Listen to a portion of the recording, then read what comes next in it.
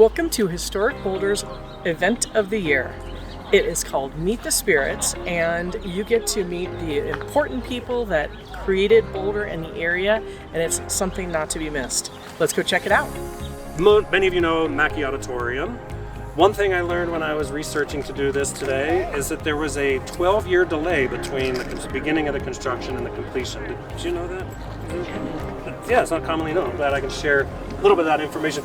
To me, that kind of opens the door to kind of tell parts of the story of a kind of famous fellow, Mr. Andrew Macky. He was born out east in Rochester, New York in the 1830s and came to Boulder in the late 1850s. Anyone else new, relocated to Boulder, not from here? Yeah? Most folks. Anyone come for the gold rush? Come for the gold rush. Of course, Andrew Macky came, like many folks, to be a gold miner, but it didn't pan out. Takes a second. But he tried a little bit of everything. He's known as a farmer. He was a butcher. He was a carpenter, milling company. I say here a lender, but I think there was loan sharking going on back then.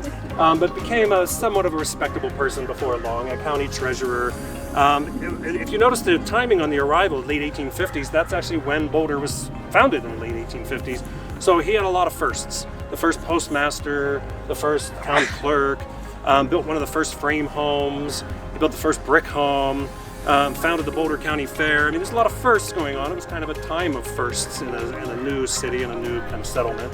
But to tell the story of the Macky Auditorium, there's in the delay in the construction.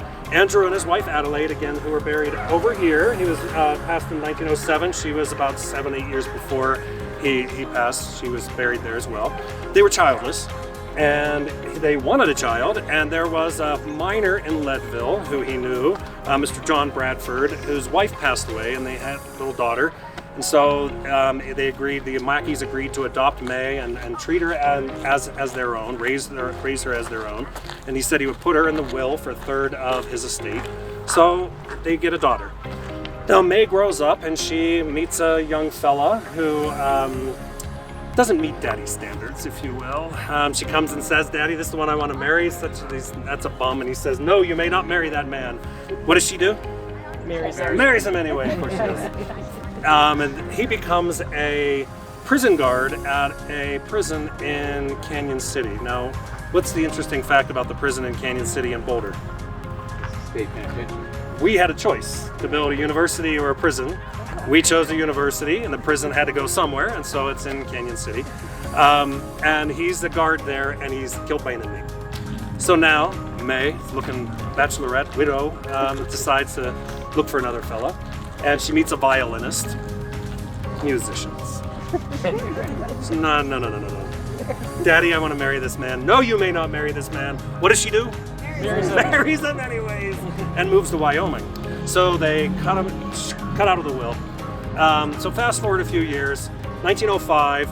I tell you, he's going to pass. He doesn't know this, but 1907, he's passing. But in 1905, he's invited by the university to go to a football game in Nebraska.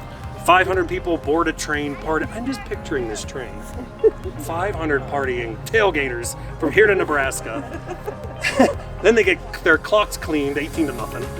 The train ride home, partying their way back. Macky sees this school spirit and realizes this is a really awesome spirit to see this happening, and decides to just cut his daughter out of the will. So he decides he's going to leave $300,000 to the school to build an auditorium. They lay the foundation, the cornerstone, in 1910. Who comes out of the woodwork? The daughter says that money's mine. There is a 12-year battle that ensues. It's interesting, I have some paperwork here that I've got through the Carnegie Library of Local History, and it's actually listed in their collection as possible, as Macky estate documents, probably fraudulent. So I think it was part of this whole battle. But at the end of 12 years, there's a settlement, a payoff, I would guess. And the daughter and the violinist shoo away. Someone asked where they're buried, and I don't know. And so they finished the construction 12 years later. A few other fun facts I like to kind of share with my board here. Macky's often credited with having the first car in Boulder, but it was probably the third or fourth car, steam-powered, steam engine car, but he was the first one to have it registered, and it was the license plate 111. He also had a fire company and an insurance company, and those two things were pretty hand in hand back in the day. You'd get your insurance, and you get your little medallion that you put on the front of your house. And if the house catches on fire, the first thing they look for was the medallion. No medallion, maybe no fighting the fire.